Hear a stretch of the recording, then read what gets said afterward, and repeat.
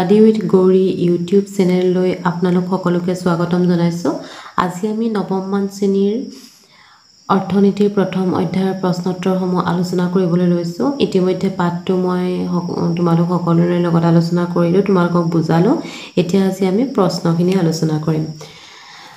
অতি চমু উত্তৰ প্ৰশ্ন। ১ নম্বৰ প্ৰশ্নটো হৈছে অৰ্থনীতি শব্দটো কোনটো ভাষাৰ শব্দৰ পৰা অনা হৈছে? উত্তৰ হৈছে গ্ৰীক ভাষাৰ শব্দৰ পৰা। ২ নম্বৰ প্ৰশ্ন অৰ্থনীতি শব্দটো কোনটো শব্দৰ পৰা লোৱা হৈছে? উত্তৰ হৈছে গ্ৰীক শব্দ ইকনমিয়াৰ পৰা। ৩ নম্বৰ প্ৰশ্ন অৰ্থবিজ্ঞানৰ পিতৃস্বৰূপ কোন? উত্তৰটো হৈছে আডাম স্মিথ। ৪ নম্বৰ প্ৰশ্ন অৰ্থবিজ্ঞানৰ সম্পদভিত্তিক সংজ্ঞাটো কোনে আগবঢ়াইছিল? উত্তৰটো হৈছে আডাম স্মিথ। ৫ নম্বৰ প্ৰশ্ন অৰ্থবিজ্ঞানৰ কল্যাণভিত্তিক সংজ্ঞাটো কোনে আগবঢ়াইছিল? উত্তৰটো হৈছে আলফ্ৰেড মাৰ্শ্বেল। ৬ নম্বৰ প্ৰশ্ন অৰ্থবিজ্ঞানৰ দুষ্প্ৰাপ্যতাৰ সংজ্ঞাটো কোনে আগবঢ়াইছিল? উত্তৰটো হৈছে লায়নেল ৰবিন্স। আডাম স্মিথে কোনখন গ্ৰন্থত আৰু কেতিয়া অৰ্থনীতিৰ সংজ্ঞা আগবঢ়াইছিল? তেওঁৰ গ্ৰন্থখনৰ নাম আছিল N enquiry into the nature and causes of the wealth of nations, আৰু এইখন তেওঁ আগবঢ়াইছিল ১৭৭৬ চনত, আৰু এইখনক আমি চমুকৈ ৱেল্থ অফ নেশ্যন বুলি কওঁ।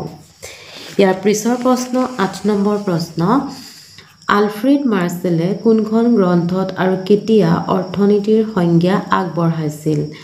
আলফ্ৰেড মাৰ্শ্বেলে ১৯৯০ চনত প্ৰিন্সিপলছ অফ ইকনমিক্সত অৰ্থনীতিৰ সংজ্ঞা আগবঢ়াইছিল।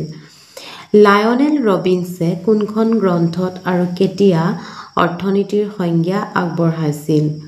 ১৯৩২ চনত an essay on the nature and significance of economic ছায়েন্সত লায়নেল ৰবিন্সে অৰ্থনীতিৰ সংজ্ঞা আগবঢ়াইছিল। আডাম স্মিথৰ সংজ্ঞাটোক যক্ষৰ বাণী বুলি কোনে কৈছিল? সমাজবিজ্ঞানী কাৰ্লাইল আৰু ৰাস্কিনে।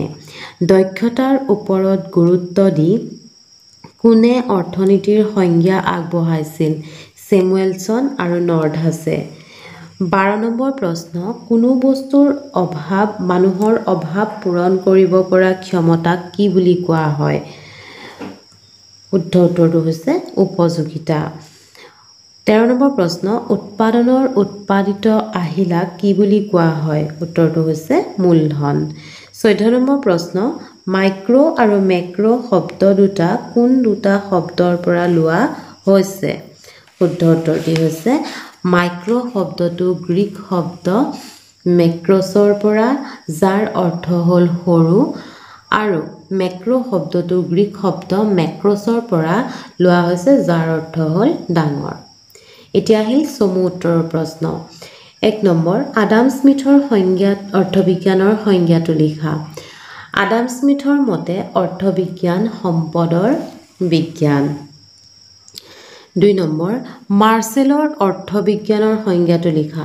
মাৰ্শ্বেলৰ মতে মানৱ জাতিৰ দৈনন্দিন জীৱনৰ কাৰ্যাৱলী অধ্যয়নেই হৈছে অৰ্থনীতি।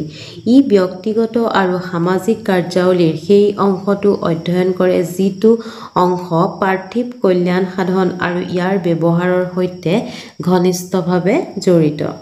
৩ নম্বৰ ৰবিন্সৰ অৰ্থবিজ্ঞানৰ সংজ্ঞাটো লিখা। ৰবিন্সৰ মতে যি বিজ্ঞানে মানুহৰ আচৰণক মানুহৰ অপৰিসীম আশা বা লক্ষ্য আৰু ইয়াৰ বিপৰীতে বিকল্পভাৱে ব্যৱহাৰ কৰিবলগীয়া সীমিত সম্পদৰ মাজৰ সম্পৰ্ক হিচাপে অধ্যয়ন কৰে, সিয়েই অৰ্থনীতি। ৪ নম্বৰ প্ৰশ্ন ছেমুৱেলছন আৰু নৰ্ডহাছৰ অৰ্থবিজ্ঞানৰ সংজ্ঞাটো লিখা। ছেমুৱেলছন আৰু নৰ্ডহাছৰ মতে দুষ্প্ৰাপ্যতাৰ বাস্তৱিকতা স্বীকাৰ কৰি লৈ সম্পদৰাজিৰ সৰ্বোত্তম দক্ষতাপূৰ্ণ ব্যৱহাৰৰ বাবে সমাজ গঠন কৰাটোৱেই হ'ল অৰ্থনীতিৰ মূল বিষয়। ৫ নম্বৰ প্ৰশ্ন ৰবিন্সৰ অৰ্থবিজ্ঞানৰ সংজ্ঞাটোৰ মৌলিক ধাৰণাকেইটা কি কি? ৰবিন্সৰ অৰ্থবিজ্ঞানৰ সংজ্ঞাটোৰ মৌলিক ধাৰণা তিনিটা। মানুহৰ অভাৱ অসীম, অভাৱ পূৰণৰ উপায় বা আহিলাসমূহ সীমিত, সীমিত সম্পদসমূহ বিকল্প ব্যৱহাৰযোগ্য 6 নম্বৰ প্ৰশ্ন ব্যষ্টিবাদী অৰ্থবিজ্ঞান কাক বোলে যি অৰ্থবিজ্ঞানে ব্যক্তি বা ব্যক্তিগত প্ৰতিষ্ঠানৰ অৰ্থনৈতিক আচৰণসমূহ গাইগুটীয়াকৈ আলোচনা কৰে তাকে ব্যষ্টিবাদী অৰ্থবিজ্ঞান বোলে যেনে এজন ভোক্তা এজন উদ্যোক্তা এখন বজাৰ ইত্যাদি সমষ্টিবাদী অৰ্থবিজ্ঞান কাক বোলে যি অৰ্থবিজ্ঞানে এখন দেশৰ অৰ্থনীতিৰ সামগ্ৰিক আচৰণ অৰ্থাৎ সকলোবোৰ ভোক্তা উপভোক্তা আদিৰ আচৰণ অধ্যয়ন কৰে তাকে সমষ্টিবাদী অৰ্থবিজ্ঞান বোলে 8 নম্বৰ প্ৰশ্ন আৰ্থিক বস্তু আৰু অনা আৰ্থিক বস্তুৰ মাজত পাৰ্থক্য লিখা আৰ্থিক বস্তুবোৰৰ যোগান সীমিত আনহাতে অনা আৰ্থিক বস্তুবোৰৰ যোগান সীমিত নহয় আৰ্থিক বস্তুবোৰৰ দৰ বা দাম থাকে আনহাতে অনা আৰ্থিক বস্তুবোৰৰ দৰ বা দাম নাথাকে আৰ্থিক বস্তুবোৰক মূল্যৰ বিনিময়ত পোৱা যায় আনহাতে অনা আৰ্থিক বস্তুবোৰ প্ৰকৃতিৰ মুক্ত দান ঘ নম্বৰ কাপোৰ খাদ্যদ্ৰব্য চকী মেজ আদি আৰ্থিক দ্ৰব্যৰ উদাহৰণ আনহাতে সূৰ্যৰ পোহৰ পানী বতাহ বৰষুণ আদি অনা আৰ্থিক বস্তুৰ উদাহৰণ 9 নম্বৰ ৰাষ্ট্ৰীয় আয় কাক বোলে এখন দেশৰ এটা নিৰ্দিষ্ট বিত্তীয় বৰ্ষত যি দ্ৰব্য আৰু সেৱা বা সামগ্ৰী উৎপাদন কৰা হয় তাৰ মুদ্ৰা মূল্যই হৈছে ৰাষ্ট্ৰীয় আয় জনমূৰি আয়ৰ সূত্ৰটো লিখা এখন দেশৰ মুঠ ৰাষ্ট্ৰীয় আয়ক দেশখনৰ জনসংখ্যাৰে ভাগ কৰিলে যি মান পোৱা যায় তাকে দেশখনৰ জনমূৰি আয় বোলে জনমূৰি আয়ৰ সূত্ৰটো হৈছে ৰাষ্ট্ৰীয় আয়ক দেশৰ মুঠ জনসংখ্যাৰে হৰণ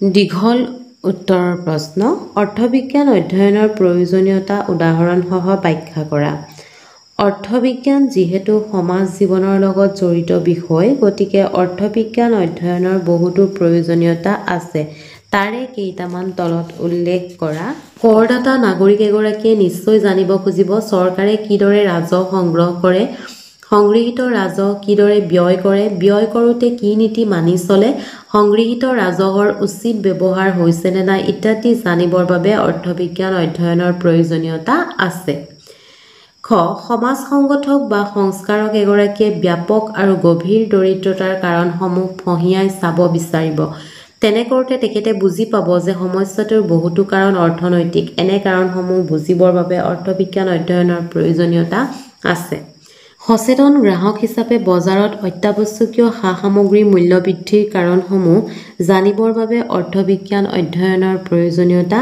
আছে ঘ নম্বৰ বিশ্বায়ন বা গোলকীকৰণ কি ইয়াৰ সুফল আৰু কুফলবোৰ কি ইত্যাদিবোৰ বুজি পাবৰ বাবে অৰ্থবিজ্ঞান অধ্যয়নৰ প্ৰয়োজনীয়তা আছে অৰ্থনৈতিক বিকাশ কি পৰিৱেশীয় অৰ্থনীতি কি এনেবোৰ বিষয় জানিবৰ বাবে অৰ্থবিজ্ঞান অধ্যয়নৰ প্ৰয়োজনীয়তা আছে 2 নম্বৰ প্ৰশ্ন অৰ্থবিজ্ঞানৰ কোনটো সংজ্ঞা আটাইতকৈ বেছি গ্ৰহণযোগ্য আৰু কিয় ব্যাখ্যা কৰা লায়নেল ৰবিনছে আগবঢ়োৱা অৰ্থবিজ্ঞানৰ সংজ্ঞাটো আটাইতকৈ বেছি গ্ৰহণযোগ্য তেখেতৰ 1932 চনত প্ৰকাশিত গ্ৰন্থ an essay on the nature and significance of economic সায়েন্সত অৰ্থবিজ্ঞানৰ সংজ্ঞা আগবঢ়াইছিল তেখেতৰ মতে যি বিজ্ঞানে মানুহৰ আচৰণক মানুহৰ অপৰিসীম আশা আৰু ইয়াৰ বিপৰীতে বিকল্পভাৱে ব্যৱহাৰ কৰিবলগীয়া সীমিত সম্পদৰ মাজৰ সম্পৰ্ক হিচাপে অধ্যয়ন কৰে সিয়েই অৰ্থনীতি সংজ্ঞাটো তিনিটা মৌলিক ধাৰণাৰ ওপৰত প্ৰতিষ্ঠিত